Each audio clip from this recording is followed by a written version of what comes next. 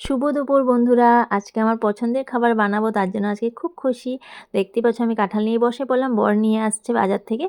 আর দেখো এখন আমি কাঁঠালটা কেটে ভালো করে ধুয়ে তারপরে আমি একটু সিদ্ধ করে নিয়েছি, আর এদিকে আলুও কেটে নিয়েছি।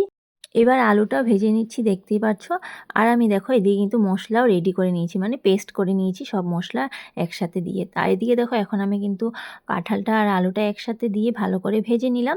তারপর কড়াইতে তেল দিয়ে মশলাগুলো দিয়ে সাথে টমেটো আর তেজপাতা দিয়ে আমি ভালো করে সাঁতলিয়ে নিচ্ছি, দেখতেই পাচ্ছ। এবার আমার সাঁতলানো হয়ে গেছে, এখন আমি কাঁঠাল আর আলুগুলো দিয়ে দিয়েছি, ভালো করে এখন আবারও সাঁতলিয়ে নিচ্ছি। তারপর একটু জল দিয়ে দিলাম। তো এবার আমার কাঁঠালের সবজি হয়ে গেছে। আর কেমন হয়েছে কাঁঠালের সবজিটা অবশ্যই কিন্তু কমেন্টে জানিও, তোমরা কে কে কাঁঠালের সবজি খেতে ভালোবাসো। আমি তো অনেক ভালোবাসি কাঁঠালের সবজি, তার জন্য বর নিয়ে আসছে, আর আনতে না আনতে আমি কাঁঠালের সবজিটা বানিয়ে নিয়েছি।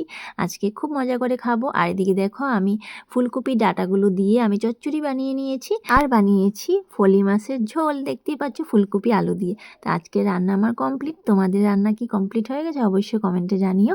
সবাইকে শুভ দুপুর, টাটা, বাই বাই।